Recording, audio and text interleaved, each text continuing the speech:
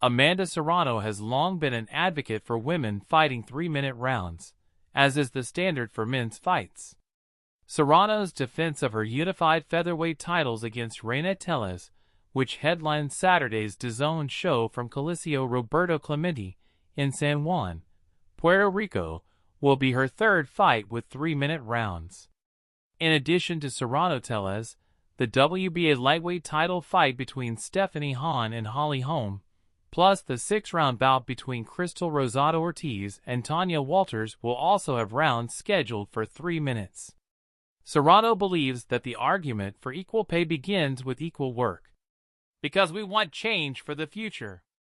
I've been in the game for 17 years, and I want these women to get the equality, get the bigger paydays, get recognition, and get platforms, said Serrano, April 1st, 47, 31 KOs, who fought 3-minute rounds in her 2023 shutout of Danilo Ramos in Orlando, and 2017 blowout of Marilyn Hernandez, whom she stopped in the final minute of the opening round of a fight that might have gotten out of the first round if they were fighting just 2-minute rounds.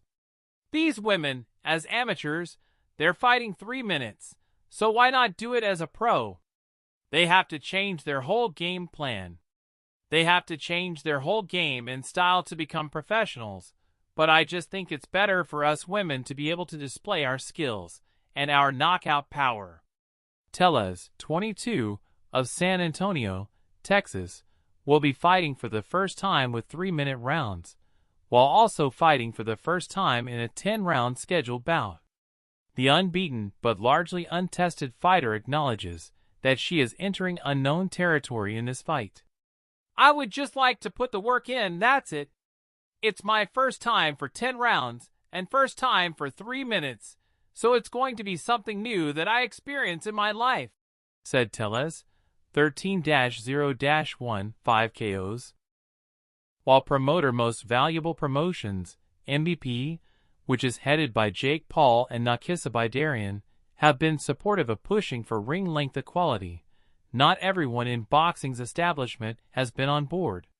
The World Boxing Council has refused to sanction women's bouts scheduled for 3-minute rounds, which add an additional 10 minutes of combat to each title fight is scheduled for 10, citing a study by the non-profit organization Pink Concussions, which states that women are more at risk for brain injury than men.